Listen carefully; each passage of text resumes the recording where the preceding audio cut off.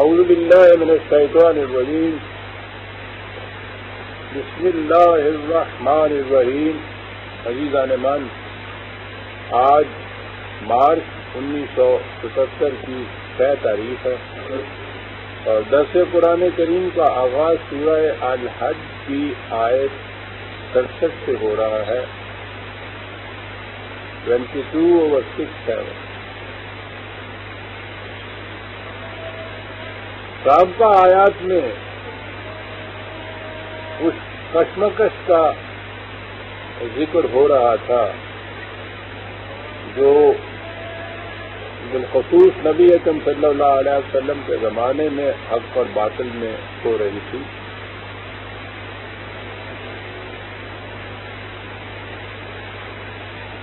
حضور کے زمانے میں ایک تو مخالفین میں سب سے بڑی جماعت جو تھی وہ تو خود قریش کی تھی.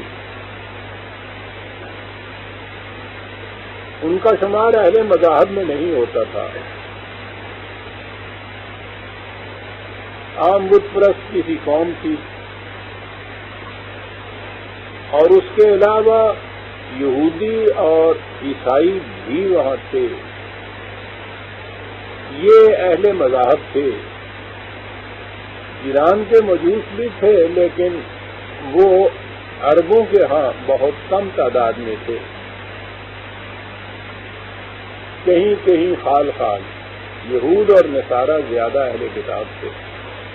تو ٹکراؤ کی جتنی زیادہ شکلیں ہوئیں پیدا وہ تو ان قریش کے ساتھ ہوئیں، خود اہل عرب کے ساتھ ہوئیں. اور یہ جتنی مذہبی بحثیں جنہیں کہا کرتے ہیں یہ یہود و نصارہ اس قسم کی چیزیں لے کے سامنے آتے ہیں. اس آیت میں ایک بڑی بنیادی حقیقت کو سامنے لایا گیا ہے اور بڑی اہم ہے. ہمارے لیے خاص طور پہ وہ دلیل رہا ہے. کہا کہ لِكُلِّ أُمَّةٍ جَعَلْنَا مَنسَكًا هُمْ نَاسِكُوهُ فَلَا يُنَازِعُنَّكَ فِي الْأَمْرِ وَادْعُ إِلَىٰ رَبِّكَ إِنَّكَ لَعَلَىٰ هُدًى مُسْتَقِيمٍ. جیسا میں نے عرض کیا ہے کہ اس آیت میں ایک بڑی بنیادی چیز کہی گئی ہے. ایک چیز تو ہے دین کی اصل بنیاد، اس کی روح، دا ایسنس. اور دوسری چیز ہے اس دین کے نظریات یا اس دین کی روح کو عمل میں لانے کے طور طریقے. کس کس انداز سے وہ دین کے اصول عملی طریقہ اختیار کریں گے اور انہیں نافذ کیا جائے گا. مثلا دین کی اصل ہے عدل. عدل کے معنی تو قرآن نے خود متعین کر دیے. یعدلون بالحق. الحق یعنی قرآن کے مطابق فیصلہ دینا، یہ عدل ہو گیا. یہ ہوئی بنیادی چیز، اصل چیز، روح چیز اس نظام کی، اس دین کی. اب یہ کہ اس عدل کے لیے طریقے کیا اختیار کیے جائے، مشینری کیا اختیار کیے جائے، یہ چیز جو ہے یہ اس کی آپ فارمز کہہ لیجیے. ان کی تو ایک ایسنس یا سبسٹینس ہوتی ہے ایک چیز، اور ایک اس کے بعد اس کی فارم ہوتی ہے، اس کے طور طریقے ہوتے ہیں. دین میں بھی طور طریقے ہوتے ہیں اور ان کو بھی اہمیت حاصل ہوتی ہے کہ ان طریقوں کے بغیر تو دین کے نظام کو متشکل کیا ہی نہیں جا سکتا. اس لیے اس کی بھی بڑی ضرورت ہوتی ہے. عدالت کے تو سمجھ کی بھی بڑی اہمیت ہوتی ہے، اس کے تو بیلنس کی بھی بڑی اہمیت ہوتی ہے. وہاں تو کورٹ میں جانے اور آنے کے جو آداب مقرر ہیں ان کی بھی بڑی اہمیت ہوتی ہے. ان کی خلاف ورزی سے بھی، جسے آپ کنٹمپٹ آف کورٹ کہتے ہیں، عدل کے اصل اور روح سے اس کا تعلق تو کچھ نہیں ہوتا، لیکن وہ بھی جرم قرار پا جاتا ہے، اہمیت تو اس کی ہوتی ہے۔ لیکن جب دین مذہب میں بدل جاتا ہے تو اصل بنیاد اور روح جو ہے وہ تو مفقود ہو جاتی ہے، گم ہو جاتی ہے، اور یہ طور طریقے ہی باقی رہ جاتے ہیں۔ یہ فرق ہوتا ہے دین میں اور مذہب میں۔ اب یہاں سارا زور مذہب میں یہی جو جنہیں جزیات و فروعات بعد میں کہا جاتا ہے، اور جیسا میں نے عرض کیا کہ در حقیقت یہ نظام عدل کو متشکل کرنے کے لیے طور طریقے، فارم، شکلیں یہ ہیں اصل۔ تو مذہب میں پہنچ کے دین کی اصل تو گم ہو جاتی ہے، اور یہ جو اس کے طور طریقے، جزیات، فروعات ہیں، یہی اصل مذہب یا اصل دین قرار پا جاتے ہیں۔ اب ساری بحثیں انہی کے گرد گھومتی رہتی ہیں۔ اسی کا نام آج کی دنیا میں اب میں آ گیا۔ اسلام جب کہا جائے گا، آپ دیکھیے ان ہمارے مذہب پرست مذہبی پیشوائیت کے باہمی مناظروں کو، کن باتوں میں مناظرہ ہوتا رہا؟ کبھی آپ نے کسی مناظرے میں یہ سنا ان لوگوں سے کہ عدل کیسے کیا جائے گا؟ کوئی جھگڑا ان کا آپس میں، کوئی اختلاف ہے، جھگڑا اور اختلاف کے اس کی اہمیت ہی نہیں، اس کا تصوری ذہن میں نہیں کہ یہ دین تھا۔ آپ 100 برس کے 500 برس کے مناظروں کی ہسٹری کو لے لیجئے، اور جو احباب کچھ ہماری عمر کے ہیں انہوں نے تو اپنی پہلی زندگی میں مناظرے دیکھے ہیں، کل تک بڑا زور تھا ان کا۔ تو مناظرے کن چیزوں پہ ہوتے تھے؟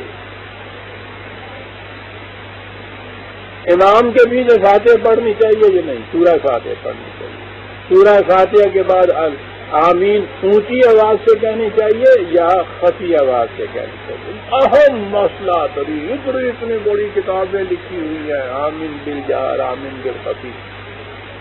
ہاتھ باندھنے چاہیے یا چھوڑ دینے چاہیے؟ باندھنے چاہیے تو کہاں باندھنے چاہیے؟ زیر ناف یا سینے کے اوپر، اور چھوڑ دینے چاہیے تکبیر میں کانوں تک، یہ کہاں تک انگلیاں، یہ لو کانوں کی لو تک یہ انگوٹھے جانے چاہیے یا گردن تک رہنے چاہیے؟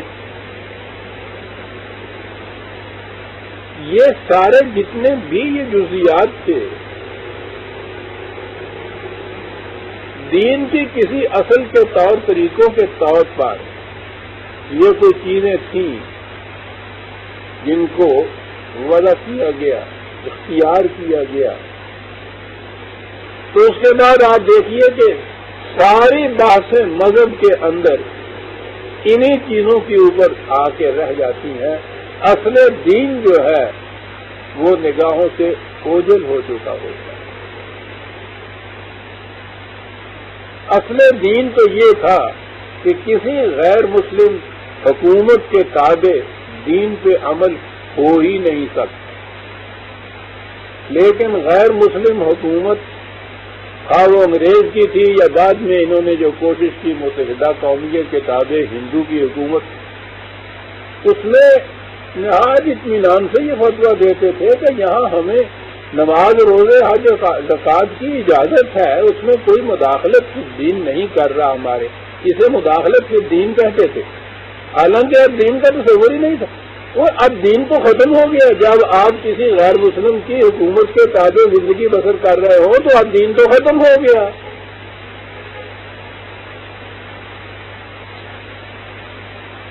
بڑے فخر سے اعلان ہوتا تھا کہ یہ انہوں نے فریڈم آف ریلیجن، انہوں نے ایک لفظ استعمال کیا۔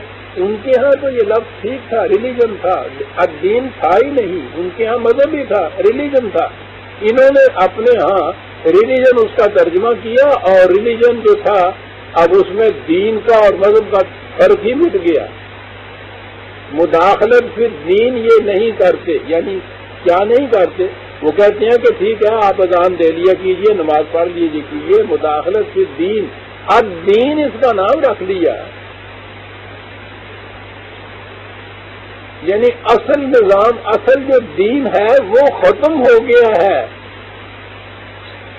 اب دین تو ہے، یہ جو ذریعہ خداوندی ہے قرآن کریم کے مطابق احکام کو قانون کی حیثیت سے نافذ کرنا، یہ تھا دین. ظاہر ہے کہ غیر مسلموں کی حکومت میں تو اس کا امکان ہی نہیں ہو سکتا. اب اس کے بعد انہوں نے سپلٹ کیا، دو ٹکڑے اس کے کیے، پرسنل لاز بنائے کچھ اور کوئی پبلک لاز بنائے. اندازہ لگائیے دین کا حصے ہو رہے ہیں. شخصی قوانین سارا دور ان کے اوپر، نکاح، طلاق، عدت، مہر وغیرہ کے مسائل.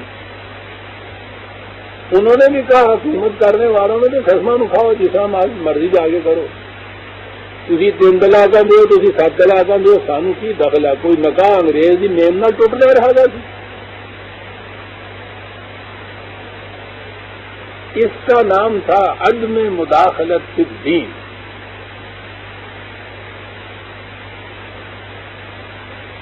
کتنے بڑے فریب میں رہتا ہے مذہب کے اندر آدمی. آپ کل حزب بما لدیہم فرحون، عجیب بات قرآن نے کہی ہے. تو پھر یہی چیزیں دین بن جاتی ہیں ان کے نزدیک، اور پھر ہر گروہ مدن رہتا ہے اس بات کے اوپر کہ ہم دین کے اوپر صحیح عمل کر رہے ہیں. بڑے خوش ہوتے ہیں کہ الحمدللہ نماز میں اگر یہ سارے ارکان تعدیل جنہیں کہا جاتا ہے، یہاں تک ہاتھ اٹھاؤ، یہاں باندھو، اتنا زاویے سے جھکو، سجدے میں جاؤ، تو یہ 7 اعضاء آپ کے زمین کے ساتھ ٹکنے چاہیے، 3 مرتبہ اس طرح سے وہ یہ تسبیح اور تسبیح کرنی چاہیے. اور پھر اس کے بعد ایک اور جماعت اٹھی، اس نے کہا کہ نہیں صاحب یہ ذرا حلق سے عین نکالنی چاہیے، پھر وہ صحیح ہوتی ہے. یہ تبلیغی جماعت ہو گئی. یعنی سارا زور ان چیزوں کے اوپر، اور دین جو ہے وہ ہے ہی نہیں موجود. وہ تو کفر اور اسلام کا فیصلہ تھا کہ من لم یحکم بما انزل اللہ فاولئک هم الکافرون. جو ما انزل اللہ کے مطابق حکومت کام نہیں کرتا ان کو کافر کہا جاتا ہے. حکومت تو ہو رہی ہے قائم ما انزل اللہ کے خلاف، غیر مسلم کی، مسلمان کی بھی نہیں، اور اس کے اندر خوش ہو رہے ہیں کہ ہمیں آزادی مل رہی ہے دین کی. مداخلت صرف دین نہیں یہ کرتے، اور دین نام ہے ان تمام ان چیزوں کا.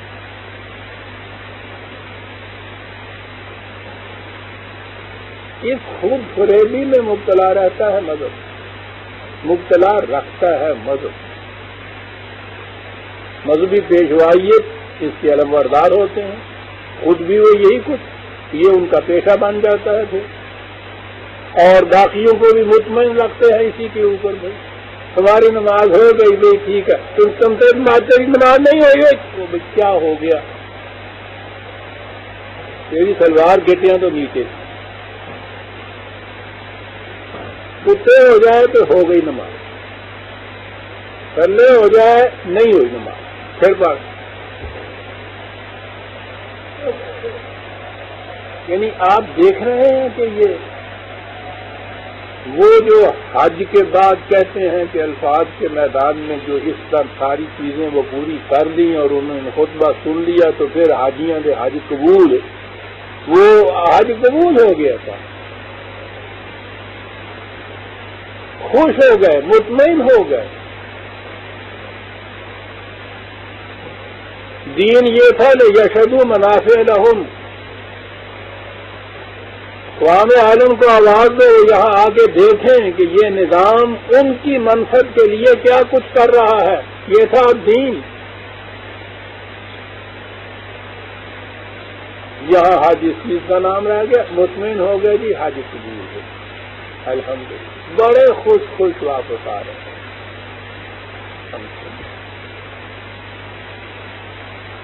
یہ ہے عزیزان من دین جب مذہب کی شکل اختیار کر لیتا ہے.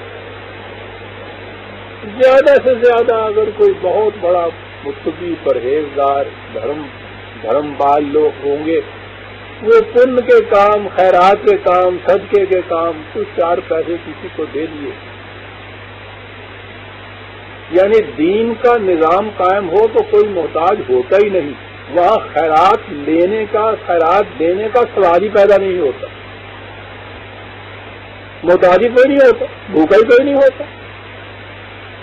دین کا نظام الٹ کے دین تو موجود نہیں ہے، اب اس کے بعد ایک پورے گروہ کو غریب اور محتاج رکھا جاتا ہے، یعنی معاشی نظام ایسا کام کیا جاتا ہے کہ اس میں ایک پوری آبادی کا حصہ بھوکا رہے، محتاج رہے، دوسروں کے پاس اتنی دولت ہو کہ اس میں سے پھر وہ کچھ ان کو خیرات کے طور پہ دے دیں۔ مذہب کے معیار کی روح سے اس نے بڑا پن کا، ثواب کا کام کر دیا، یہ اس کو دے۔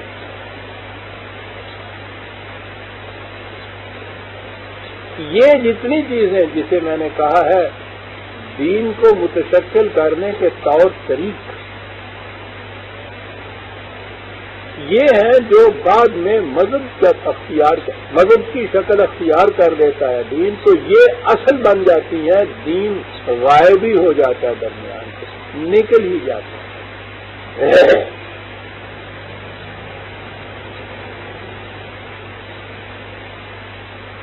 وہ جو میں کہا کرتا ہوں کہ ایک سپاہی کے لیے جب وہ فوج میں ہے تو اصل مقصد تو اس کا یہ ہے کہ اپنی سرحدوں کی حفاظت کرے، دشمن کی مدافعت کرے، لیکن اس کے لیے یہ بھی ضروری ہوتا ہے کہ صبح جا کے 2 گھنٹے تک پریڈ کرے، پریڈ کے لیے سر سے پاؤں تک وردی پوری کی پوری اسی انداز کی ہونی چاہیے، حتیٰ کہ بوٹ کے تسمے بھی اس انداز سے بند ہونے چاہیے۔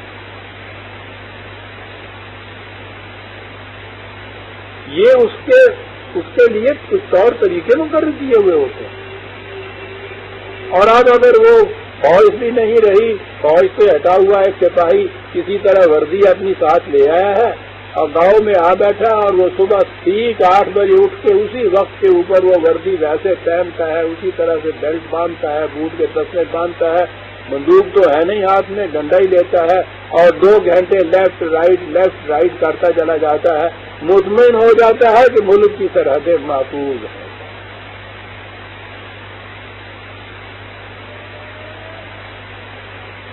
میں نے عرض کیا ہے کہ دین میں یہ طور طریقے بھی اہمیت اپنی رکھتے ہیں، لیکن یہ دین کا جو اصل ہے یہ اس اصل کو متشکل کرنے کے طور طریقے ہوتے ہیں۔ مذہب میں وہ جو اصل غائب ہو جاتی ہے، یہی چیزیں جو ہیں مقصود اور منتہا بن جاتی ہیں۔ میں کہتا ہوں یہ وہ مقام ہے جہاں پہنچ کے علاوہ دوسری چیزوں کے ذہن میں آتا ہے، سمجھ میں آتا ہے کہ واقعی یہ قرآن کسی اہل مذہب کی تصنیف کردہ کتاب نہیں ہے، یہ دین دینے والے کی کتاب ہے، مذہب کی اسٹیج کے اوپر کھڑا ہوا ہے، یعنی مذہب میں عام الفاظ کے عام معانی کے اعتبار سے بولتا ہوں، لا مذہبیت کے مقابلے میں اس کی اسٹیج پہ کھڑا ہے اور مذہب کی ایک ایک چیز کی مخالفت کرتا چلا جا رہا ہے۔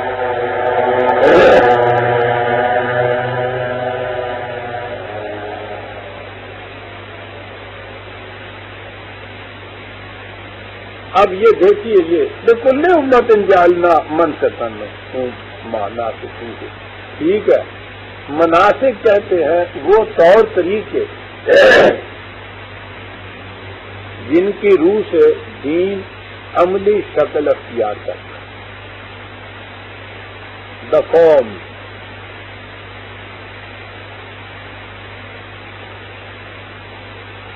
وہ کہتا ہے کہ یہ ٹھیک ہے، مختلف اقوام میں، مختلف مذاہب میں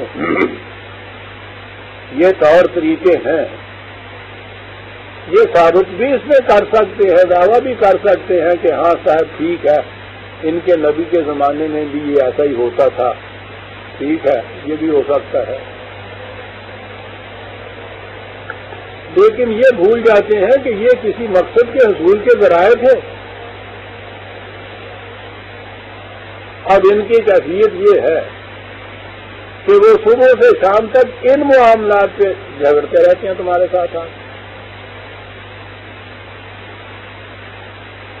تمہاری نماز اس قسم کی کیوں ہے؟ اگر تم کہتے ہو یہ دین وہی ہے کہ جو نوح کو ملا، جو موسیٰ کو ملا، جو عیسیٰ کو ملا علیہم السلام، قرآن میں تو یہ ہے کہ یہ دین وہی ہے کہ حضرت نوح علیہ السلام سے حضرت عیسیٰ علیہ السلام تک گنایا قرآن نے کہ تمام انبیاء کو یہی ملا. تو یہ آگے جھگڑتے ہیں کہ اگر یہ وہی دین ہے جو موسیٰ کو ملا تھا، یا عیسائی کہتے ہیں جو عیسیٰ کو ملا تھا علیہ السلام، تو یہ بتاؤ کہ تم سے اپنا رخ ادھر کیوں کرتے ہو، ادھر کیوں نہیں کرتے؟ کہا ان سے کہو کہ یہ مناسب ہے. میں بات تم سے اصل دین کی کرتا ہوں کہ وہ ہے تمہارے پاس. مناسب ٹھیک ہے، ہر مذہب والے، ہر قوم والوں کے ہاں اپنے اپنے طور طریقے یہ ہوں گے. اصل شے جو ہے فلا ینازعنک فی الامر، الامر جو ہے اس میں تنازع کی بات نہیں ہونی چاہیے. الامر ہے الدین جسے کہا جائے. یہ جو چیز وحی کی روح سے خدا کی طرف سے ملتی ہے اسے قرآن الامر بھی کہہ کے پکارا. خدا کی طرف سے جو ملتی ہے، ویسے تو قرآن کریم میں بے شمار آیات ہیں، مثلا ایک ریفرنس کے طور پہ آج سے لیجیے. الامر جو ہے وہ ہے جو وحی کی روح سے دین ملتا ہے. اور وہ الامر کیا ہے؟ وَمَا أُمِرُوا إِلَّا لِيَعْبُدُوا اللَّهَ مُخْلِصِينَ لَهُ الدِّينَ. الامر یہ ہے جو خدا کی طرف سے ملا کہ خدا کے علاوہ کسی کی معصومیت اختیار نہ کرے. یہ ہے یہ الامر.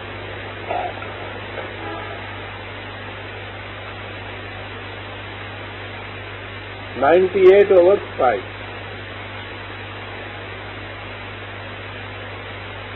اب رہے یہ طور طریقے. میں نے عرض کیا ہے نا کہ ان کی اہمیت، ایک طرف ان کی اہمیت اتنی ہے کہ قرآن کریم اتنے ہمارے نقطۂ نگاہ سے اہم معاملات کی تفصیلیں کہیں نہیں دیتا. یہ نہیں بتاتا کہ نماز کتنے وقت کی پڑھو، کتنے رکعتیں ہوں، زکوٰۃ کتنی دو، یہاں تک بھی نہیں ہے. لیکن اس کے ساتھ ہی اہمیت جتنی بھی ہے کہ وضو کے پورے طریقے بتا رہا ہے سر، وصیت لکھنے کی شرح پوری بتا رہا ہے وہ سر.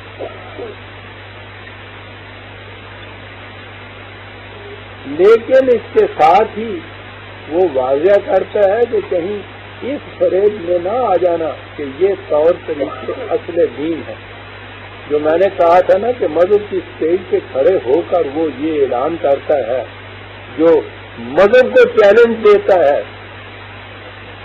2/177 آئے 2/177.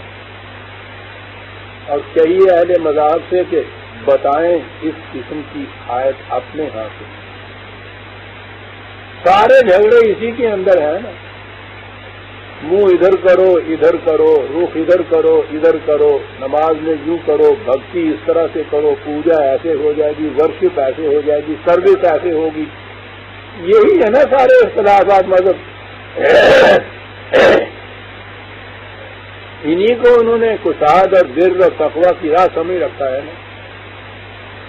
سنیے قرآن مذہب کی اسٹیج پہ سے اعلان کرتا ہے کہ لیس البر ان تولوا وجوہکم قبل المشرق والمغرب. نیکی کا یہ کام نہیں ہے، یہ بات نہیں ہے اصل نیکی کہ تمہارا منہ مغرب کی طرف ہوتا ہے یا مشرق کی طرف ہوتا ہے. لیس البر،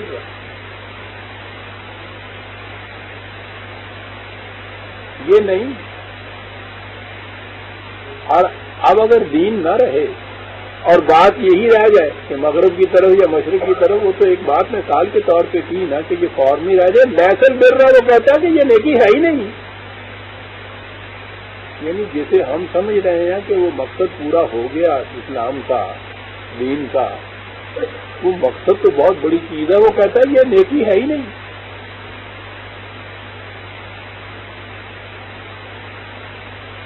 لیسل بر تمام اہل مذاہب ان فروعات اور جزیات کو سب سے بڑی نیکی کی بات کہیں، یعنی یہی جو میں نے عرض کیا ہے کہ ذرا ہاتھ اونچا باندھ یہ دیکھیے پھر کیا کہتے ہیں آپ.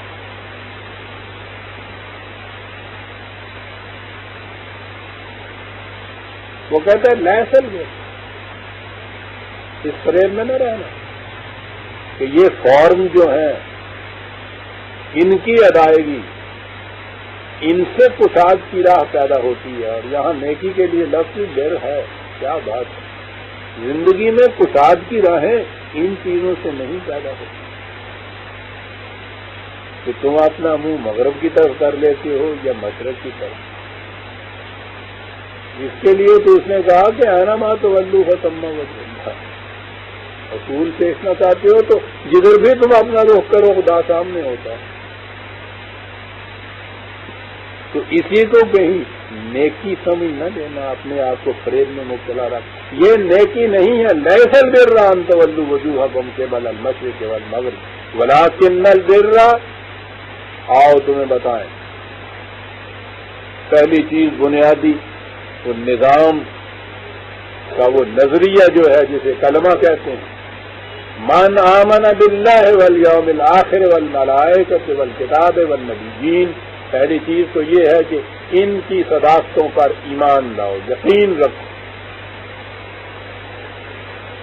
اس یقین رکھنے کے بعد اب وہ آیا ہے کہ بر کیا ہوتا ہے.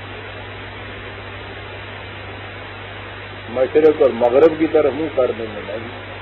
وآتى المال على حبه ذوي القربى واليتامى والمساكين وابن السبيل والسائلين وفي الرقاب. مال کی محبت اور کشش کے باوجود اپنی ضرورت سے زائد جو کچھ بھی ہے اسے دوسرے حاجت مندوں کی ضرورت کے لیے دے دینا. البر ہے. اور اس کے بعد واقام الصلاۃ وآتوا الزکاۃ والموفون بعہدہم، اپنے عہدوں کی پابندی. والصابرین فی البأساء والضراء وحین الباس. اور اس کشمکش میں اگر میدان جنگ تک جانا پڑے تو وہاں قطعاً نہ گھبرانا، مصائب سے اور مشکلات کا سامنا کرنا، مردانہ وار ان کو جھیلنا اور جان تک دے دینا. اولئک الذین صدقوا. تو یہ لوگ ہیں کہ جو دین کی صداقت کا ثبوت بہم پہنچاتے ہیں. اولئک هم المتقون. پوچھتے ہیں متقی کسے کہتے ہیں؟ انہیں کہتے ہیں لیس البر ان تولوا وجوہکم قبل المشرق والمغرب. اس دھوکے میں نہ رہو کہ مغرب کی طرف منہ کر دیا یا مشرق کی طرف منہ کر دیا.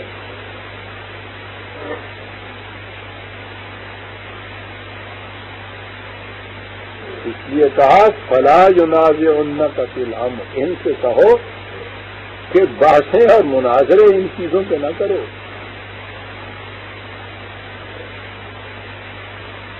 کہ ہاتھ کہاں باندھے جائیں گے، رکعتیں کتنی ہوں گی. بات الامر کی کر کہ وہ کیا ہے. اور جو ابھی میں نے عرض کیا ہے ایک ہی مقام پہ میں نے امر کا کہا. بنیاد یہ ہے کہ خدا کے سوا کسی کی معصومیت اختیار نہیں کی جائے. کہا اس پہ آؤ، تم اس پہ بات کرو. یہ باتیں تو ہم ہی مشورے سے طے کر دیں گے. پھر ہم اس کی فارم کیا ہونی چاہیے، اس کے طور طریقے کیا ہونی چاہیے. جو رسول اللہ صلی اللہ علیہ وسلم سے بھی یہ کہا گیا تھا بشاورہم فی الامر، مشاورت کرو ان صحابہ سے فی الامر. یہی جو دین ہے اس کی فروعات اور جزیات اور طور طریقوں کے لیے مشاورت کرو. یہ باہمی مشاورت سے طے کرنے کے بعد میں آؤ تم بھی آ جاؤ اسی فولڈ کے اندر، اسی گروہ کے اندر. ان چیزوں پہ پہلے ایمان لے آؤ پھر بیٹھتے ہیں الامر کے اوپر متفق ہو جاؤ پہلے کہ معصومیت خدا کے سوا کسی کی نہیں ہوگی. پھر بیٹھ کے طے کر لیں گے سر کہ مناسب کیا ہوں گے اس کے لیے. سوچیے عزیزان من، مغرب کے کسی گوشے سے بھی یہ آواز آ سکتی ہے کہ نیکی یہ نہیں ہے کہ تمہارا منہ مشرق کو ہے یا مغرب کو ہے، ہاتھ یہاں باندھتے ہو یا وہاں باندھتے ہو، رستے یوں کرتے ہو یا اس طرح سے کرتے ہو، یہ نہیں ہے۔ بات الامر کی کرو، معصومیت خدا کے سوا کسی کی نہیں۔ کہا یہ ہے اصل چیز، انہیں کہو کہ یہ تھا وہ دین جو تمہارے ہاں کے انبیاء نے تمہیں دیا تھا، اس میں جھگڑے کی کوئی بات نہیں، اس کے اوپر آ جاؤ۔ وہ جو کہا ہے نا کہ ان اہل کتاب سے کہو کہ آؤ الی کلمۃ سواء بینکم و بینہم، آؤ اس بات کی طرف سے جسے اپنے ہاں تم بھی مانتے ہو، ہم بھی اسی کی دعوت دیتے ہیں، فرق یہ ہے کہ تم اس کو عبادت کہہ کے پرستش کہتے ہو اور ہم دین کے نقطہ نگاہ سے اس کو معصومیت خداوندی کہتے ہیں۔ آؤ اس بات پہ متفق ہو جاؤ کہ عبادت خداوندی کے معنی ہے خدا کی معصومیت اختیار کرنا، باقی باتیں طے ہوتی رہیں گی۔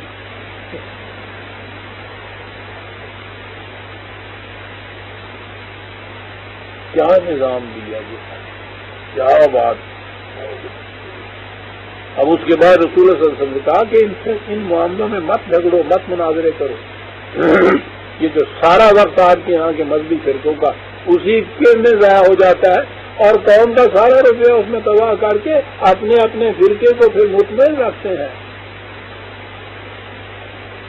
میں نے آپ کو پہلے بھی بتایا تھا نا کہ میں نے خود دیکھا، دلی میں جلوس نکل رہا تھا، بہت بڑے مولوی صاحب تھے، وہ فاتح کلکتہ زندہ باد زندہ باد، یا اللہ فاتح کلکتہ انگریزوں کا زمانہ تھا، وہ کلکتہ تو معذور پڑا ہوا ہے، تو جاپانی بھی فتح نہیں کر سکتے تھے، یہ فاتح کلکتہ چلا آ رہا ہے مولوی صاحب، ایک ہار پہنے ہوئے ہیں، یہ فاتح کلکتہ چلا آ رہا ہے، کیا ہوا؟ کہنے لگے یہ فلاں مولانا صاحب ہے نا، میں نام نہیں لینا چاہتا، شخصیت پہ بات آ جائے گی، تو میں جانتا ہوں ان کو، سوال حدیث میں بہت بڑے کہ کلکتے میں مناظرہ ہوا تھا حنفیوں کے ساتھ، تو ان مناظروں کی ان لوگوں کی تو عادت ہو جاتی ہے نا دوسرے کو گالیاں دینا، تو امام ابو حنیفہ کی شان میں کچھ گستاخیاں تھی، کچھ گالیاں دی، انہوں نے مقدمہ کر دیا، حضرت صاحب کو سال بھر کی جیل ہو گئی۔ کہنے لگے اب یہ کہاں جیل سے رہائی کے بعد آئے ہیں، ان کا جلوس نکل رہا ہے فاتح کلکتہ زندہ باد۔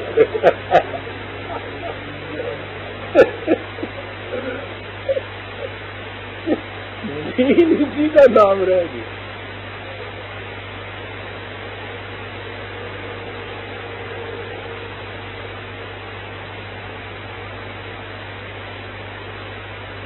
یہ تو جیل ہوئی تھی، آپ نے دیکھا ہوگا اس سے پہلے تو اسلام کے اندر وہ جو جھگڑا ان کے یہاں چلا آتا ہے کہ وہ امام اگر ہو اہل حدیث وہابی قسم کا تو اس کے پیچھے نماز ہو سکتی ہے یا نہیں ہو سکتی، تو اس میں آپ نے لکھا ہے، اس نے لکھا ہے کہ یہ جھگڑا آج کی بات نہیں، یہ تو مدت تو طے ہو گیا تھا، پتہ نہیں 1854 میں کہ 57 میں، یا تو 100 سال پہلے کی بات کہ یہ جھگڑا ہوا تھا، اور جھگڑا پھر یہ عدالت میں پہنچا تھا، لوور کورٹ نے اہل حدیث کے خلاف فیصلہ دیا، پھر ہائی کورٹ میں گئے، پتہ نہیں انہوں نے اس کے خلاف دیا، کرتے کرتے کرتے انگریزوں کی پریوی کونسل میں معاملہ پہنچا، تو انہوں نے اب اپنے اخبار میں فخر سے لکھا تھا کہ بتا دو ان کو، اہل احناف کو، کہ ان کے خلاف تو پریوی کونسل نے فیصلہ دے رکھا ہوا ہے، اب یہ کس بات پہ جھگڑتے ہیں ہم سے، کیا بات ہے؟ پریوی کونسل فیصلہ دے رہی ہے ان کے دین کا۔ قرآن نے یہ مناسب فری کہا کہ ان سے کہو کہ دعویٰ کرتے اپنی ایمان کا وتعاظم الطاغوت، اور غیر خدائی قوتوں کی طرف کی عدالتوں میں جاتے ہو اپنے فیصلے کرانے کے لیے، اسے ایمان کہتے ہیں۔ وہ فخر سے بیان کر رہے ہیں پریوی کونسل کا فیصلہ 100 سال پہلے کا کہ جی فیصلہ ہو چکا ہوا ہے، اب تو یہاں کسی مناظرے کا، کسی مباحثے کا سوال ہی نہیں ہے، ہمارے حق میں ڈگری ہوئی ہے، حق ہمارے حق میں ہے، ان کو کیا حق پہنچا اب یہ بات کرے پریوی کونسل کا فیصلہ ہو گیا. یہ ہوتا ہے جب دین نگاہوں سے اوجل ہو جائے اور یہی جزیات اور فروعات عین مذہب قرار پا جائے تو پھر پریوی کونسل کا فیصلہ جس کے متعلق میں نے کہا تحاکم الی الطاغوت کو قرآن نے کفر صریح قرار دیا ہے.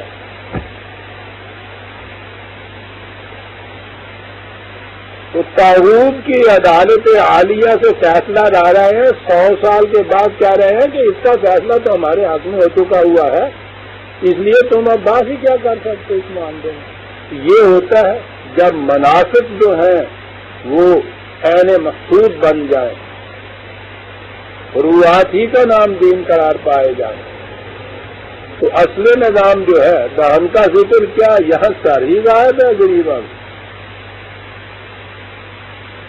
اصل دین نظام جو ہے الدین کا وہ اجل ہو جاتا ہے اور اس کے بعد رہ گئی رسم اذان, روح بدالی نہ رہی. اور روح کیا ہے وہ تو نظام ہی ختم ہو جاتا ہے. تو کیسی عجیب چیز قرآن یہ کہہ گیا ہے کہ لکل امت جعلنا منسکا ناسکوہا.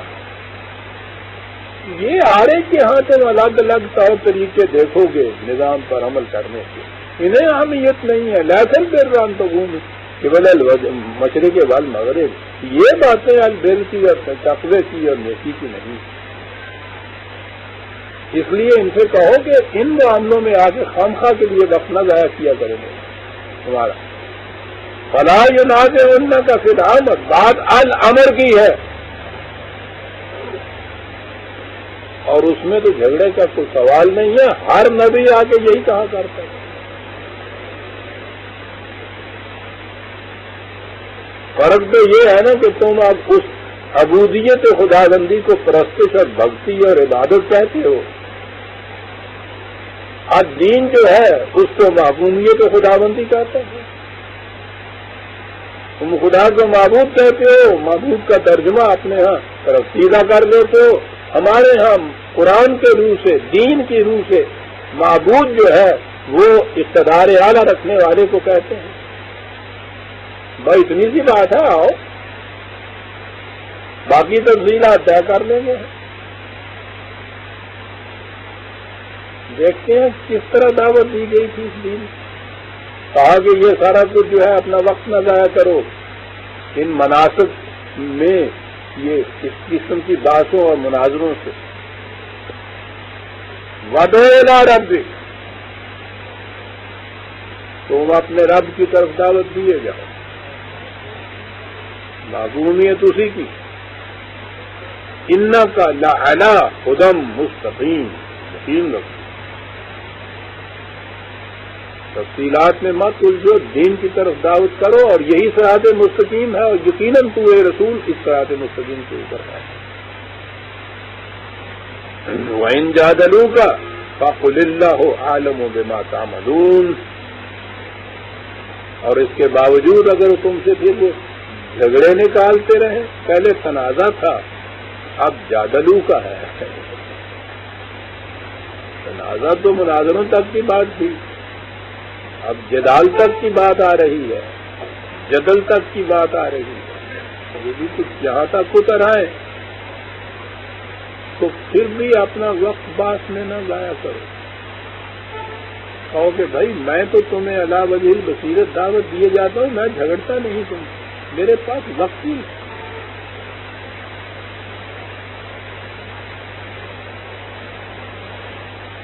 خدا جانتا ہے بہتر. اور اگلی بات ہے یہ جو آئی, اللہ یحکم بینکم یوم القیامت فیما کنتم فیہ تختلفون. اب یہ جو بات ہوئی کہ اختلافات ہے باہمی, ان اختلافات کا فیصلہ کس طرح سے ہو. آج تو ان کا اختلافات کا فیصلہ ہو ہی نہیں سکتا. مذہب جب تک مذہب ہے اور مذاہب آپس میں ٹکراتے ہیں, فیصلہ نہ کبھی ہوا ہے نہ ہو سکتا. آج تک کبھی آپ کے مناظروں نے کبھی فیصلہ کیا ہے کہ حق کی طرح ہوتا ہے. مختلف مذاہب میں دیکھ لیجئے, بین المذاہب جو مناظرے ہوتے ہیں بڑے فخر سے کہتے ہیں کہ آل ورلڈ ریلیجن کانفرنس ہوئی تھی صاحب، تمام دنیا کے اہل مذاہب اکٹھے ہوئے اور انہوں نے آگے بھی اپنے اپنے مقالے پڑھے. پھر کیا ہوا اس کے بعد؟ یعنی فیصلہ ہو گیا کہ حق کس طرف ہے، تو ہر ایک نے اپنا اپنا مذہب چھوڑ کے اسے قبول کر لیا. یہ سارا کچھ ہوا اور اپنا اپنا مذہب لے کے وہ واپس چلے گئے. اور ایک ہی مذہب کے اندر جو آپ کے ہاں فرقے ہیں، روز ان کے مناظرے و مباحثے ہوتے ہیں. کبھی دیکھا آپ نے کہ کوئی فرقہ مٹ گیا ہو اس کے بعد؟ یہاں صاحب ٹھیک بات ہے، ہم غلطی پر تھے، حق پر یہی لوگ ہیں، اور انہوں نے کیا دیا ہو کہ ہم اپنا فرقہ ختم کرتے ہیں آج سے، اور کل کا یہ فرقہ جو ہے اسی کو اختیار کرتے ہیں. فرقے اسی طرح سے چلے آ رہے ہیں، نہ دکھ جائے نہ درما راس آئے، مگر خبتے دوا ہے اور میں چلا آ رہا ہے. اور یہ کیا ہے جو آپس کے مناظرے مباحث ہیں؟ پیشہ ورانہ نہ جنگ زرگری ہے.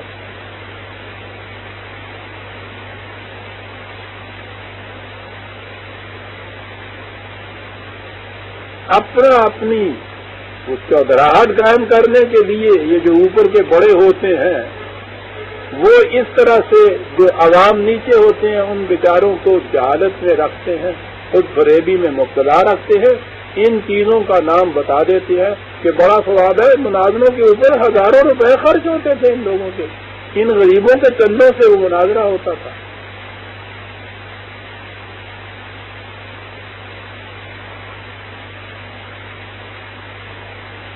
کہا یہ نہیں طریقہ اس کا. اب آگے ایک بات آتی ہے وہ پھر بڑی اہم. اللہ یحکم بینکم یوم القیامت فیما کنتم فیہ تختلفون. جن معاملات میں اختلاف تم کرتے ہو، عام ترجمہ جو اس کا ہے، اس کا فیصلہ قیامت کے دن خدا کر دے گا. یہ ان ترجمہ کرنے والوں سے پوچھئے تو بات اگر یہی ہے تو پھر یہ تم آپس میں روز مناظرے کیوں کرتے ہو؟ ٹھیک ہے، اور سوچنے کی بات یہ ہے کہ اختلاف کے فیصلہ کرنے سے مقصد تو یہ ہے نا بتایا جائے کہ تم غلطی پر ہو، یہ راستہ صحیح نہیں ہے، اور یہ دوسرا راستہ جو ہے یہ صحیح ہے.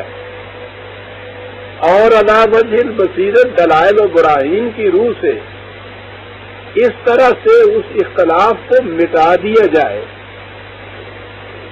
اور انہیں قائل کر دیا جائے کہ بات وہ غلط ہے، یہ صحیح ہے، تاکہ اس کے بعد آئندہ وہ صحیح راستے پہ چلے. اختلافات مٹنے کا یہی فائدہ ہوگا نا.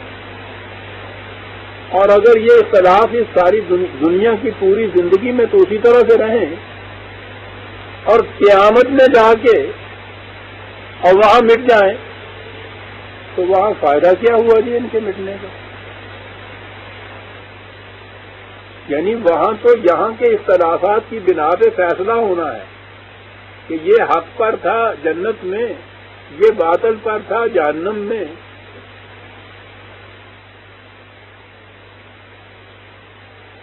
تو وہاں اختلافات کے مٹ جانے سے فائدہ کیا ہوا؟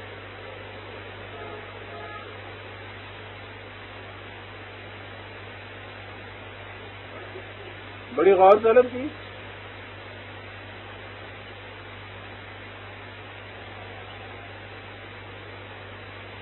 وہ قرآن کا اور دین کا تو منتہا یہ ہے کان الناس امۃ واحدہ، پوری عالمگیر انسانیت کو ایک امت واحدہ بنا دینا. امت واحدہ تو اس صورت میں بنتی ہے نا جب اس میں اختلافات نہ ہوں. اس کے لیے کہا فبعث اللہ النبیین مبشرین و منذرین،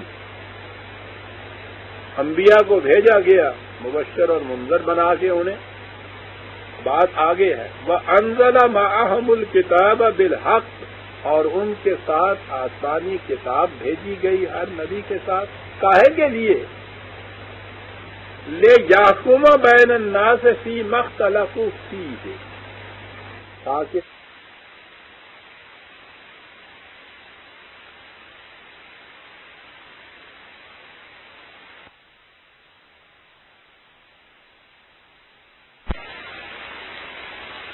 گئی ہر نبی کے ساتھ کاہے کے لیے لے یحکم بین الناس فی ما اختلفوا فیہ، تاکہ جن معاملات میں وہ باہمی اختلاف کرتے تھے ان میں وہ فیصلہ کر دیں اس کتاب کی روح سے۔ تو یہ تو یہاں ہونے کرنے کی بات ہے نا، یہیں انبیاء آئے، یہیں کتابیں آئی، مقصد بتایا ان کتابوں کا کہ وہ ان اختلافی امور میں فیصلہ کریں،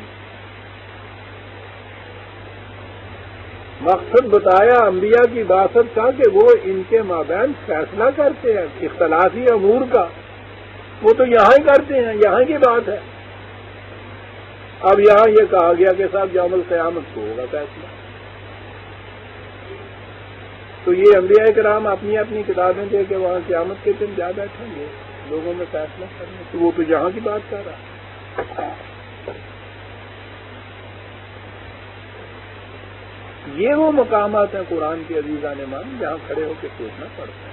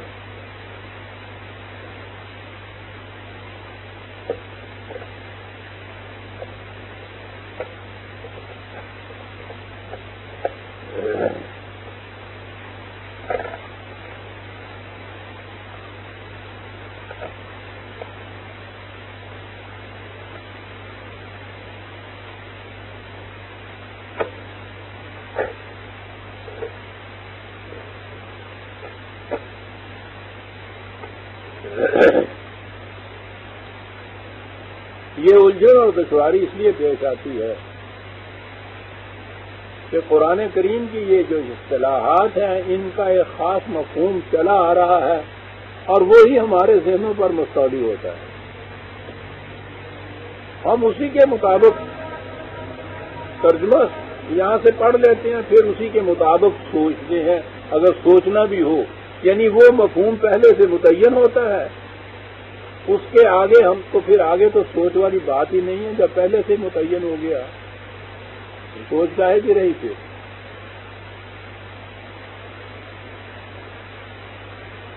قرآن کریم نے تو ہر ایک کو تدبر کا حکم دیا ہوا ہے، تعقل کا حکم دیا ہوا ہے، غور و فکر کا، سوچ بچار کا حکم دیا ہوا ہے۔ یہ نہ کسی خاص زمانے سے محدود ہے، نہ کسی خاص گروہ سے متعلق ہے، سوچنے کی بات ہوئی۔ القیامت یا قیامت کے متعلق ہمارے ذہنوں میں پہلے سے یہ ہے کہ مرنے کے بعد کی زندگی میں وہ جو کچھ ہونا ہے اسے قیامت کہا گیا۔ لا ریب بالحق، مرنے کے بعد کی زندگی پر ہمارا ایمان ہے، حیات آخرت۔ ٹھیک ہے قیامت کا لفظ آیا ہے اس کے لیے، لیکن یہ اسی کے لیے ہی نہیں آیا۔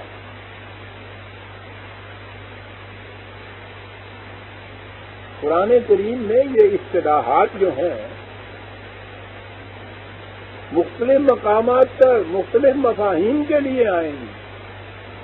قیامت تو ہے تو یہ قیام ہی لفظ، کھڑے ہونا، وہ عربی زبان ہے نا، یہ تو زبان ہی عجیب و غریب زبان ہے۔ یہ جو قیام کے آخر میں وہ جو تے لگی نا گول تے، وہ لمبی والی نہیں، لمبی تے جو ہوتی ہے اس کے معنی اور ہوتے ہیں، کہ جب گول تے قیام کے بعد لا کے قیامت یہ بنی ہے نا، ہم تو لکھتے ہیں اس کو وہ لمبی تے سے اردو میں، عربی زبان کی روح سے یہ قیام کے بعد وہ جو یوں تے ہوتی ہے نا اس سے لکھا جاتا ہے۔ یہ یوں نہ کہیے کہ کوئی بات نہیں عربوں نے اس کو یوں لکھ لیا اور ہم نے اس کو یوں لکھ لیا، ہماری تو قیامت بھی وہ ہماری اردو والی قیامت ہے نا.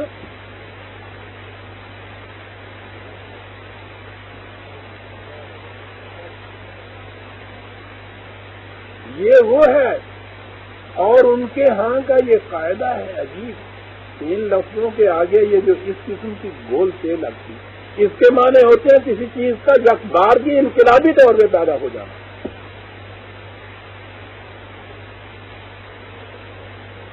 وہ جو ہے مرنے کے بعد کا قیام، ٹھیک ہے، جسے کہتے ہیں مردوں کا جی اٹھنا، اس میں بھی یہ چیز ہے کہ وہ بتدریج نہیں ہوتا کہ آہستہ آہستہ تھوڑا تھوڑا آرام آیا، آہستہ آہستہ تو پھر ایک دن سے 3 4 6 مہینے کے بعد مریض اٹھ بیٹھا، کھڑا ہو گیا. وہ بھی یک وقت کے لیے ہے.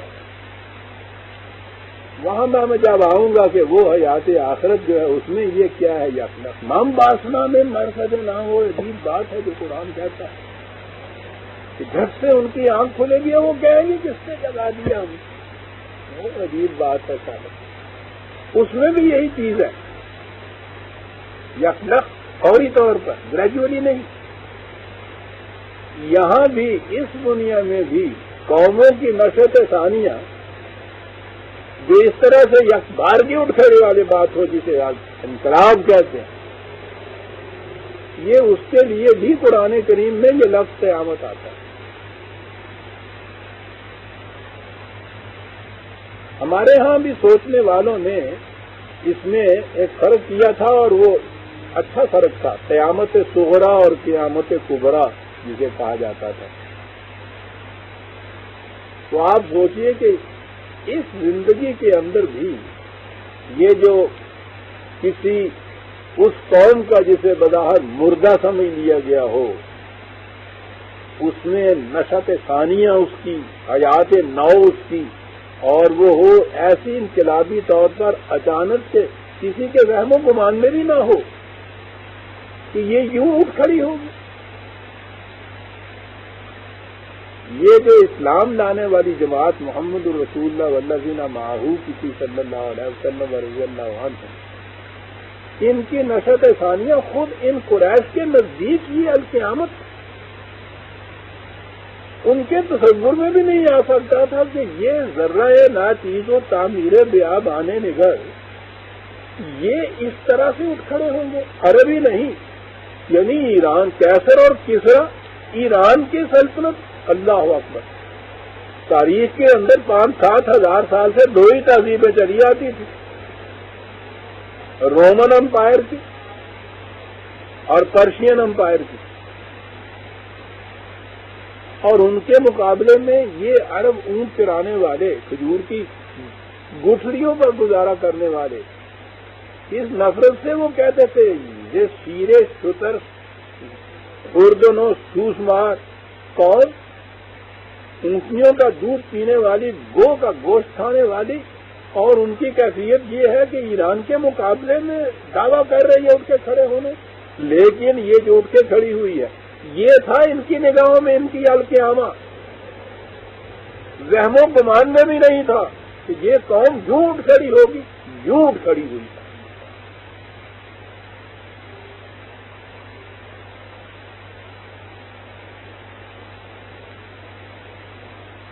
قوم اٹھ کھڑی ہوئی تو وہ اس طرح نہیں جیسے ہلاکو اور چنگیز کے ہاں کے وہ جو ہوڈز ہوتے تھے وہ دگڑ دگڑ کر کے آ جاتے تھے اور اٹھ کھڑے. نہیں، اٹھ کھڑی ہوئی خدا کے نظام کو لیے،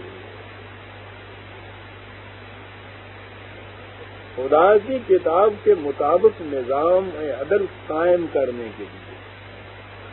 یہ جو اس قوم کی نشت ثانیہ ہے کہ جس میں یہ خدا کے احکام کے مطابق فیصلے ہوتے تھے، یہ ہے وہ دور جس میں قرآن کہتا ہے کہ یہ اختلافات یوں نہیں مٹ سکتے کہ مذاہب کی حیثیت سے یہ قائم رہیں اور مناظروں سے اختلافات مٹ جائیں. یہ نظام قائم ہو جانے دیجیے،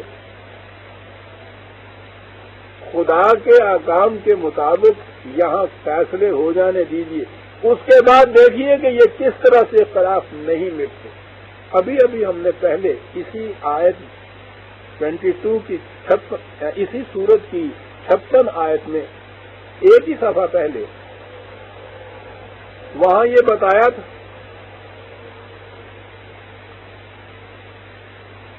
یہی جو میں نے القیامت یہاں کہی ہے وہاں ساعت ہے حتی تاتیہم الساعۃ، یہ ساعتوں کے بعد بھی وہی گولتے ہے،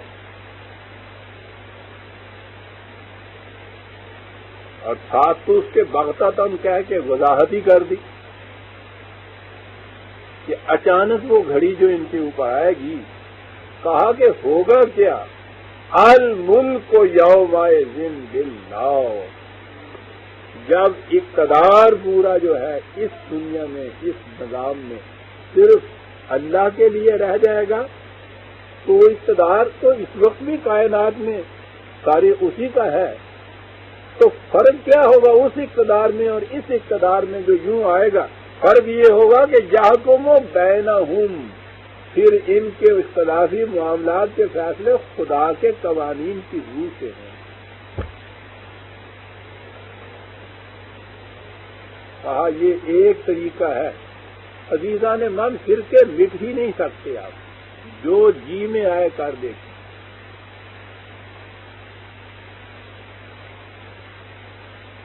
آج تو الزام ہے نا کہ یہاں نظام شریعت نافذ نہیں ہے، ٹھیک ہے، کل کو جو دعویٰ کیا گیا ہے ان کی طرف سے کہ نظام شریعت نافذ ہوگا، تو مفتی محمود صاحب نے یہ اعلان کیا ہے نا یہ کہ ہر ایک فرقے کو اپنے اپنے فقہ کے مطابق عمل کرنے کی پوری آزادی ہوگی، کسی قسم کی مداخلت نہ ہوگی، تو اختلاف پر پیچیٹ ہو گیا نا، یہ گرہیں اور مضبوط ہو گئی نا۔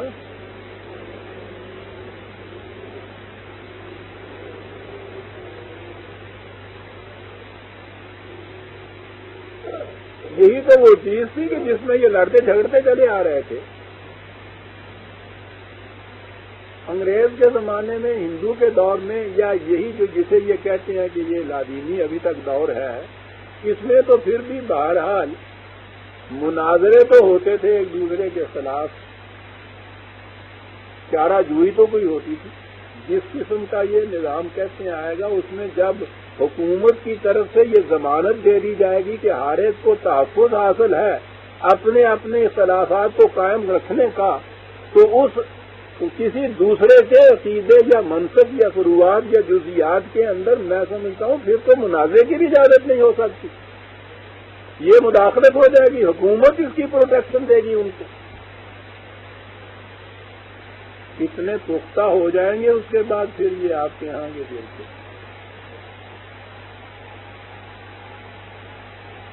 اسے کہا جا رہا ہے نظام شریعت نافذ ہوگا، جس میں یہ اور زیادہ پختہ ہو جائیں گے۔ شاید آپ کسی فرقے کے عقیدے یا کسی منصب کے خلاف اس زمانے میں لب کشائی بھی نہ کر سکیں۔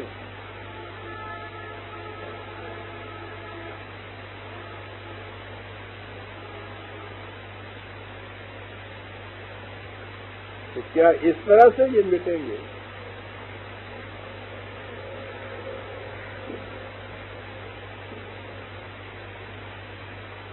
مٹے تھے نا پھر یہ،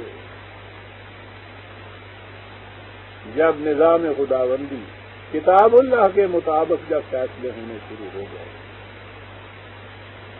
اس وقت سوال ہی نہیں پیدا ہوتا ہے ان اختلاف کا باقی رہنے کا۔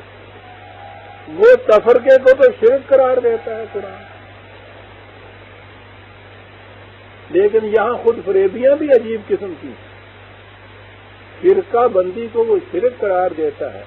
دعائی مچ گئی کہ صاحب ہو فرقہ بندی اگر شرک ہے تو یہ تو ساری امت جو ہے فرقوں میں بٹی ہوئی ہے، تو پھر تو یہ ساری امت مشرک ہو گئی۔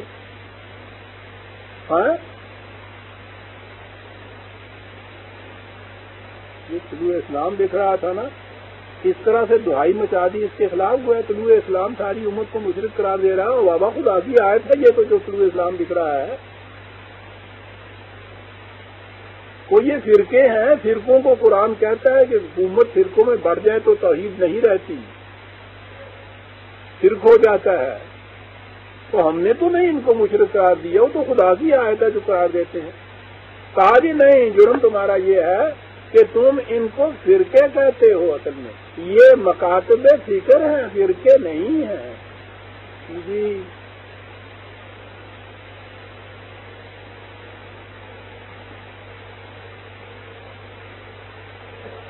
مکاتب فکر.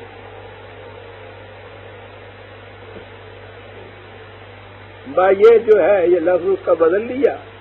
قرآن نے کہا تھا یہ کہ اسمام سمیتموہا انتم و آباؤکم، تم کرتے یہ ہو کہ کچھ نام رکھ لیتے ہو، آپ رکھ لیتے ہو یا تمہارے بڑے رکھ لیتے ہو، اور پھر مطمئن ہو جاتے ہو کہ حقیقت بدل گئی. نام بدلنے سے حقیقت بدل گئی. نام بدل دیا پھر کا نہیں مکاتب فکر، اور خوش ہو کے بیٹھ گئے مطمئن. اب ہم مشرک نہیں رہے صاحب، وہ تو فرقے والوں کے متعلق ہے نا، اور فرقہ تو ہے ہی نہیں ہمارے یہاں تو مکاتب فکر ہیں.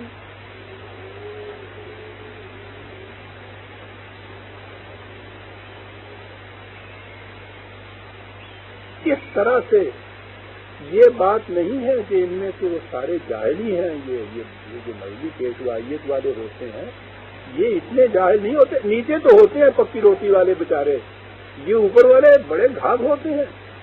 آپ دیکھیے یہ اپنے اپنے پیشے کے لیے، اپنی معاش کے لیے کیا کچھ طریقے سوچتے ہیں.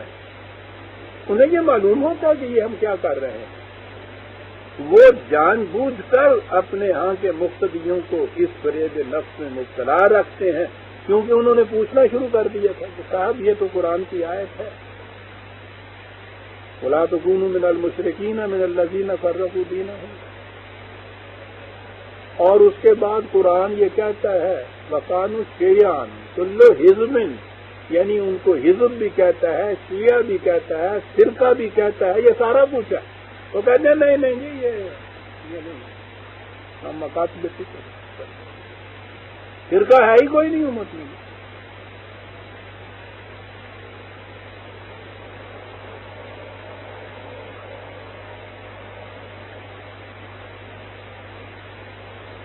میں نے عرض کیا نا کہ کبوتر کی طرح کہ آنکھیں بند کر دینے سے تو پھر آپ بلی سے تو نہیں بچ سکتے، خدا کے قانون مکافات سے تو آپ نہیں بن سکتے. کچھ نام رکھ لیجیے آپ. تو طریقہ ہے اللہ یحکم بینکم یوم القیامت فیما کنتم فیہ تختلفون. اختلافات مٹنے کا طریقہ یہ ہوگا، ایک قوم اس طرح سے اٹھ کھڑی ہوگی خدا کے قوانین کے مطابق نظام قائم کرنے کے لیے. اس نظام کے اندر سوال ہی نہیں ہوگا کسی فرقے کا. عزیزان من جو میں متعدد بار دہرایا کرتا ہوں پھر میں آج دہرا دوں، اسلام امت واحدہ کے اندر ہوتا ہے. فَذَلِكَ جَعَلْنَاكُمْ أُمَّةً وَسَطًا، ہم نے تمہیں ایک امت بنایا ہے.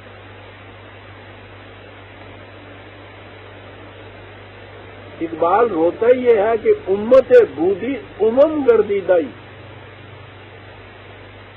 خدا نے تو تمہیں ایک امت بنایا تھا، تم تو کتنی امتیں بن گئے ہو.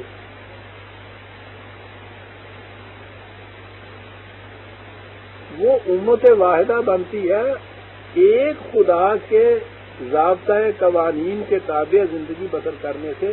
اس کتاب کی خصوصیت بتائی یہ ہے کہ اس میں کوئی اختلافی بات نہیں ہے. تو جس کتاب میں اختلافی بات نہ ہو اور وہ نافذ العمل ہو ایک امت پر، تو امت میں اختلاف ہی نہیں پیدا ہو سکتا. پھر اس کی ایک مرکزی اتھارٹی ہو جو اسے نافذ کرے، وہی مرکزی اتھارٹی باہمی مشاورت سے اس کے طور طریقے جو ہیں ان کو متعین کرے. تو وہ طور طریقے جو متعین کرے گی تو اپنے نظام مملکت میں انہیں بھی تو قانون کی حیثیت سے نافذ کرے گی نا.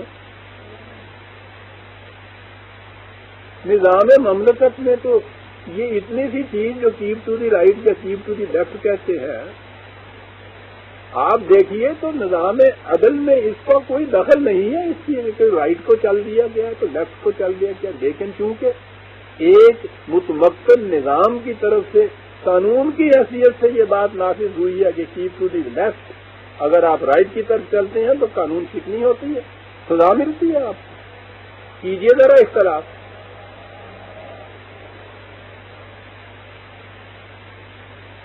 اختلافات یوں مٹتے ہیں، ایک عملی نظام جس میں قرآن کے احکام و قوانین مملکت کے قوانین کی حیثیت سے ایک اتھارٹی کی حیثیت کی طرف سے نافذ ہوں،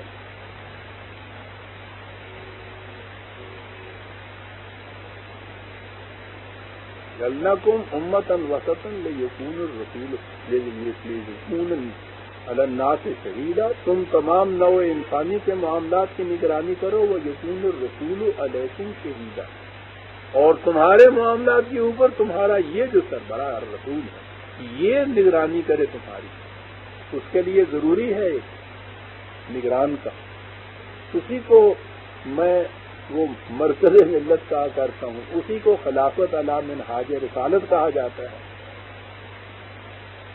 وہ اگر باقی چلی آتی اسی طرح سے عزیزان من جیسے کہ وہ شروع ہوئی تھی، کوئی فرقہ وجود میں نہ آتا، اسلام دین سے مذہب کبھی نہیں بن سکتا تھا، ایک امت، ایک نظام، ایک ضابطۂ قوانین، اس کی اطاعت ہر ایک کے اوپر لازم۔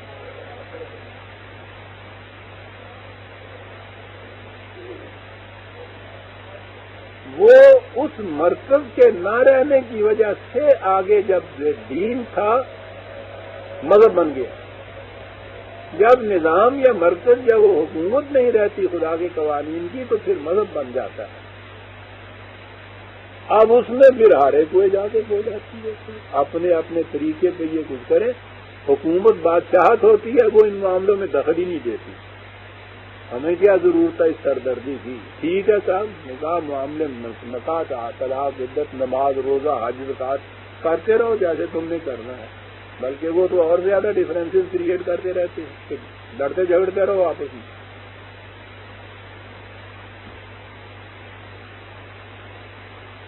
کہا کہ یہ اس دور میں یہ فرقے مٹ سکیں گے۔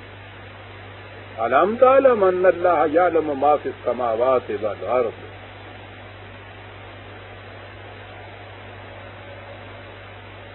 کیا بات ہے، یہ اس خدا کے دیے ہوئے قوانین کے تابع نظام قائم ہوگا کہ جو کائنات کی ارض و سما کی ہر شے کا جسے علم ہے، ما فی السماوات والارض میں تو انسان بھی آ جاتے ہیں، ان کے متعلق بھی علم ہے، اس علم کی بنا پہ انا ذالک فی کتاب،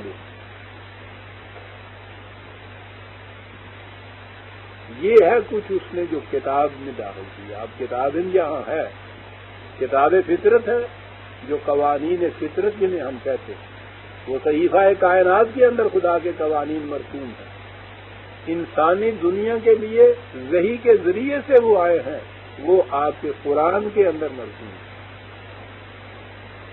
انا ذالک فی کتاب، وہاں چونکہ مذہبی پیشوائیت کا کوئی دخل نہیں قوانین فطرت میں، وہاں کوئی اختلاف نہیں پیدا ہوتا، وہاں کبھی یہ نہیں ہوتا کہ اہل حدیث کے ہاں وہ جو پانی ہے وہ تو 100 ڈگری کے اوپر کھولے اور حنفی کے ہاں 110 پہ جا کے کھولے، کیونکہ امام ابو حنیفہ نے یہ فرمایا ہے، فرماتے رہے، وہ تو 110 ڈگری سے 100 ڈگری پہ کھولے گا، آپ کے یہاں کھولے، اہل حدیث کے ہاں کھولے، ساتھ ہی بت پرست ہندو ہے اس کے ہاں کھولے، اختلاف ہی نہیں ہے، اس لیے کہ اس میں مذہبی پیشوائیت کا دخل نہیں ہوتا۔ مذہبوں کے حوالے وہ کر دیجئے تو ہڈی چاہی نہ پکڑ دینے کا، وہ کہہ رہے ہیں آگے ساڑھے حلوے نہیں چاہیے گا،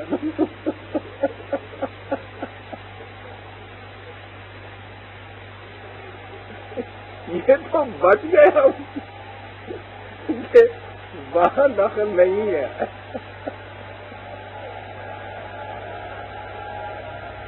اِنَّ ذَلِكَ فِي کتاب. اب یہ بات کے صاحب اتنی بڑی عالم انسانیت اور یہ سارا کچھ ہے، اس میں ایسے احکام دینا کہ جن کی اطاعت میں اختلاف ہی پیدا نہ ہو، گھر چکرا جاتا ہے سلطنت کا. کہا ٹھیک ہے تمہارا چکرا جاتا ہے. اِنَّ ذَلِكَ عَلَى اللَّهِ يَسِيرٌ، ہمارے لیے بہت ہی آسان ہے.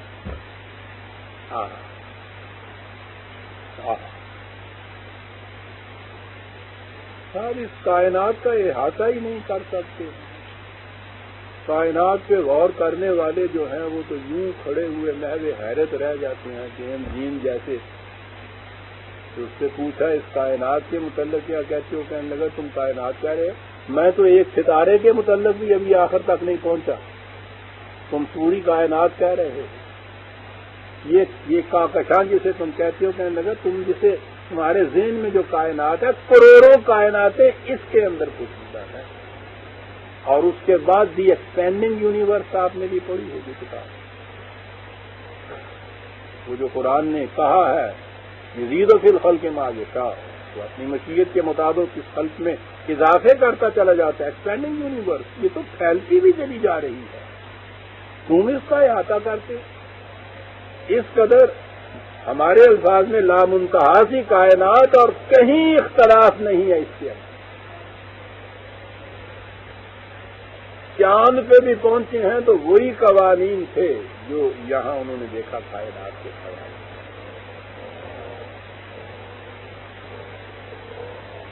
اب کوئی بات نہیں ہے. اِنَّ ذَلِكَ عَلَى اللَّهِ يَسِيرٌ، اللہ کے لیے یہ بہت آسان ہے.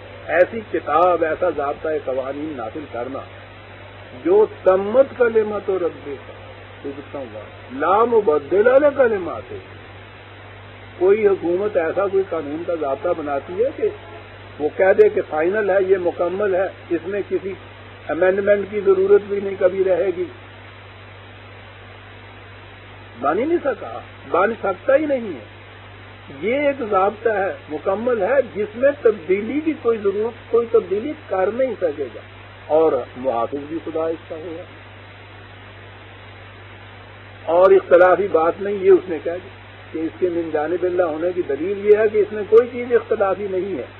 تو کہا تمہارے لیے تو یہ مشکل ہی نہیں، ناممکن ہے اس قسم کا ضابطہ بنانا. لیکن ان ذالک علی اللہ یسیر، ہمارے لیے کچھ مشکل نہیں تھا. کیا بات ہے. کہا یہ جو ساری مشکلات پڑی ہوئی ہیں نا تم نے، جو کریٹ کی ہوئی ہیں اپنے اندر، اس کی وجہ ایک ہی ہے. اور تمہیں بتاؤں یہ کیوں اختلافات ہیں. اس لیے ہے کہ وَيَعْبُدُونَ مِن دُونِ اللَّهِ مَا لَمْ يُنَزِّلْ بِهِ سُلْطَانًا. یہ ان چیزوں کی معصومیت اختیار کرتے ہیں، ان کے تابع چلتے ہیں جن کے لیے خدا نے کوئی سند نہیں نازل کی.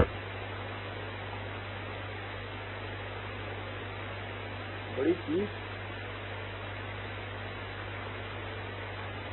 دعویٰ ان میں سے ہر ایک کا یہی ہے کہ ہم خدا کے دین کے مطابق، قرآن کے مطابق، یہی ہے نا کتاب و سنت یا کتاب فقہ کے متعلق بھی یہی ہے.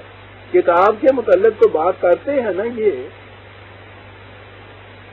سوچیے عزیزان مان، اگر یہ کہا جائے کہ ہر فرقہ کتاب اللہ کے مطابق ہے اور کم از کم وہ 73 تو حضور نبی اکرم صلی اللہ علیہ وسلم کی ایک روایت میں بھی آ چکی ہوئی ہے بات ہے، تو ایسی کتاب کہ جو ان 73 کو اپنی طرف سے سند دیتی چلی جائے اور دعویٰ یہ کرے کہ میرے من جانب اللہ ہونے کا ثبوت یہ ہے کہ اس میں اختلافی بات کوئی نہیں.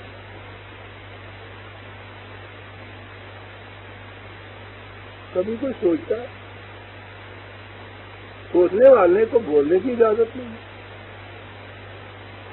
پوچھو تو صحیح کہ اگر یہ کتاب کے مطابق ہے ہر فرقہ، تو کتاب تو کہتی ہے کہ مجھ میں اختلاف ہی نہیں، پھر تم میں یہ اختلاف کیوں ہے؟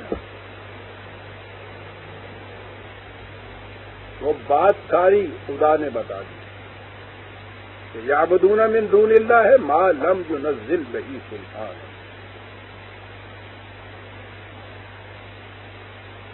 غیر اللہ کی پیروی کرتے ہیں، ان چیزوں کی پیروی کرتے، اتباع کرتے ہیں جن کے لیے خدا نے کوئی سند نہیں نازل کی.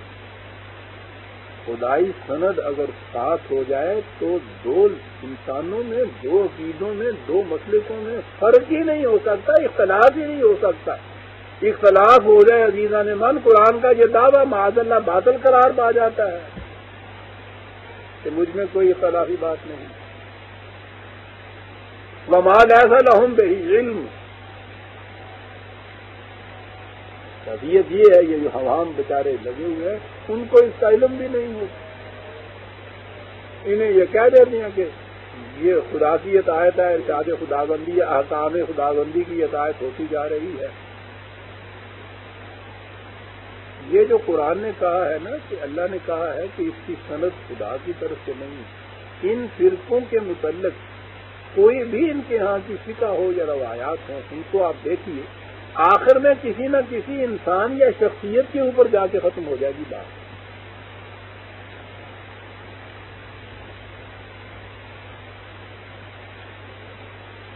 کوئی بات ان کی براہ راست سیدھی قرآن کی سند کے ساتھ نہیں جا سکتا، وہاں ختم ہو جائے گی۔ جب کہیے کہ صاحب وہ تو خدا کے احکام قرآن میں ہیں، ان کے متعلق کیا تو کہنے کہ یہ جو ہے یہ بھی تو قرآن کو تم سے ہم سے سب سے بہتر جانتے تھے، یہ دیکھو اٹھے آج کہنے کے لیے کہ جی یہ امام صاحب وہ نہیں قرآن جانتے تھے، یہ زیادہ قرآن جانتے، چل بھائی سوال یہ ہے نہیں زیادہ یا کم کا، باقی بات تو یہی کہی ہے، قرآن نے کہا ہے کہ اس کی سند نہیں ہم نے نازل کی، تم اس کی سند قرآن سے دے دو کہ جی نہیں وہ ہم سے زیادہ جانتے تھے، چل گیا۔ یہ کچھ یہ کرتے ہیں اور اس کے بعد نتیجہ بھگتتے ہیں، اور لفظ وما للظالمین من نصیر، پھر ایسی قوم کا تو دنیا میں کوئی مددگار نہیں ہے، ان کی کوئی مدد نہیں ہے۔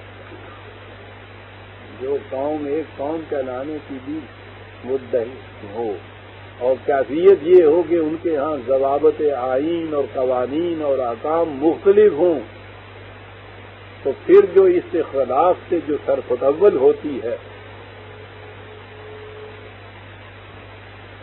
اس کا نتیجہ پھر یہ جو قوم بھگتتی ہے، کہتا ہے کہ کوئی بھی ان کی مدد نہیں کر سکتا۔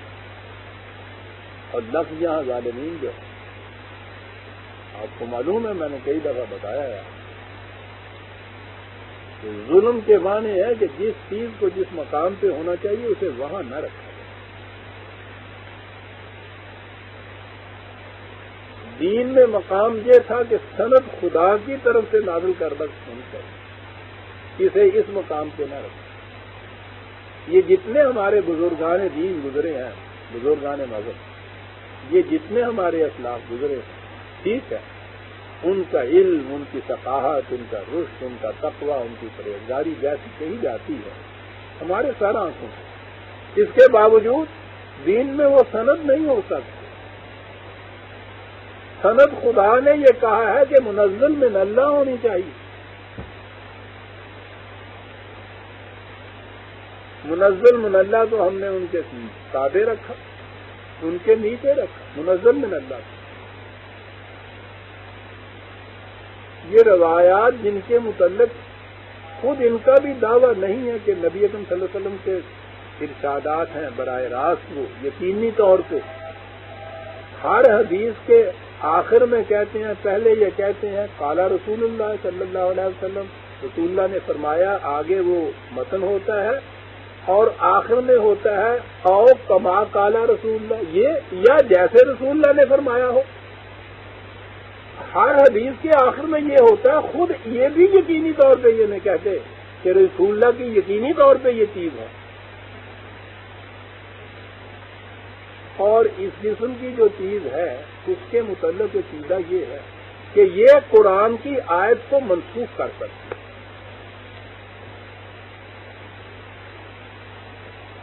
منزل من اللہ کی سند ہونا تو ایک طرف رہا، سند منزل من اللہ کی موجود ہو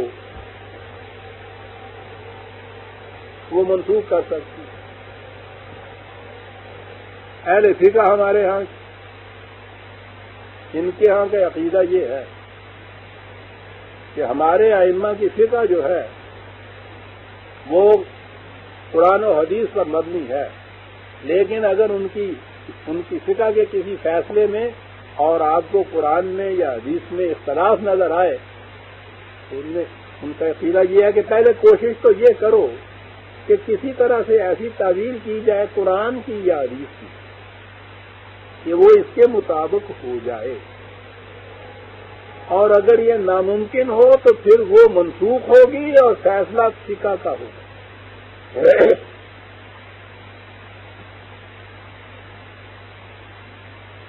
یہ جسے قرآن نے یہ ظالمین ظلم کا لفظ کہا ہے کہ جس مقام پہ کسی کو ہونا چاہیے اس کو اس مقام پہ رکھا جائے اور نہ رکھا جائے تو یہ ظلم ہو جائے گا، ہے نا وہ بات۔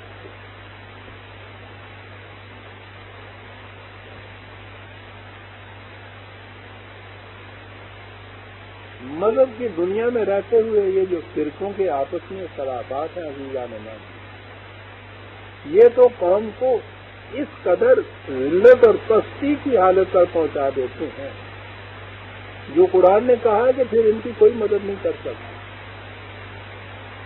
کلیجہ چھن گیا جب کل ہی خبر آئی یہاں سے،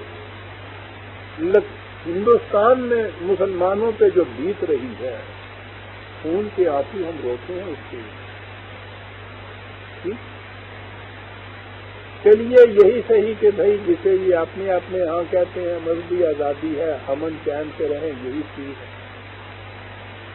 لکھنؤ میں پھر شیعہ اور سنی کا آپس میں وہاں جھگڑا ہوا ہے اور کتنی ہی موتیں اس میں ہو گئی ہیں، کتنے زخمی ہوئے ہیں اور پھر کتنی گرفتاریاں ہو گئی۔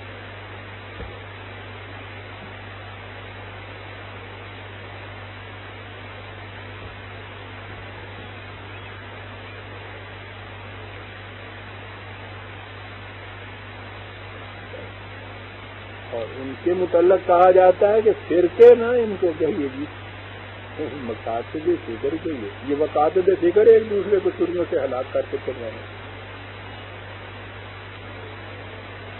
یہ ہے عزیزان من، میں نے عرض کیا تھا نا کہ یہ بڑی اہم چیز قرآن میں آئی، مناسک میں اور الامر میں جو فرق کر کے بتایا ہے قرآن، بڑی اہم چیز ہے۔ مذہب میں مناسک جو ہے مقصود بالذات ہو جاتے ہیں، دین میں مناسک ایک مقصد منتہا کے حاصل کرنے کا ذریعہ ہوتے ہیں۔ جب وہ مقصد اور منتہا نگاہوں سے اوجھل ہو جائے تو یہ ذرائع مقصود بالذات بن جاتے ہیں، اسے مذہب کہا جاتا ہے۔ ان اختلافات کو کوئی نہیں مٹا سکتا، اور جس قوم میں یہ اختلافات موجود ہوں پھر جیسا قرآن نے کہا ہے اس قوم کی پھر کوئی مدد نہیں کر سکتا، یہ اپنے ہاتھوں ایک دوسرے کا گلا کاٹ کے مر جاتے ہیں۔ بات آگے یہ جو چیز کہی تھی نا کہ منزل من اللہ کی سند ہونی چاہیے، یہ ہے لم ساری، اور اگلی آیت میں پھر اس کی اور تصریح کی گئی ہے کہ قرآن واحد کی طرف دعوت دینے سے کیا ہوتا ہے۔ یہ جو اپنے انہوں نے معبود اور بت بنائے ہوئے ہیں وہ گرتے نظر آتے ہیں، تو ان کی حفاظت میں سے کیا کچھ یہ لوگ کر گزرتے ہیں کہ دین قائم نہ ہو سکے۔ اسے ہم آئندہ لیں گے۔ سورہ الحج کی آیت 71 تک ہم آئے عزیزان من، 72 سے آئندہ اس بات کو ہم دیں گے۔ ربنا تقبل منا انک انت السمیع العلیم۔ وقت یہی 9 بجے کا ہے اب درس کا۔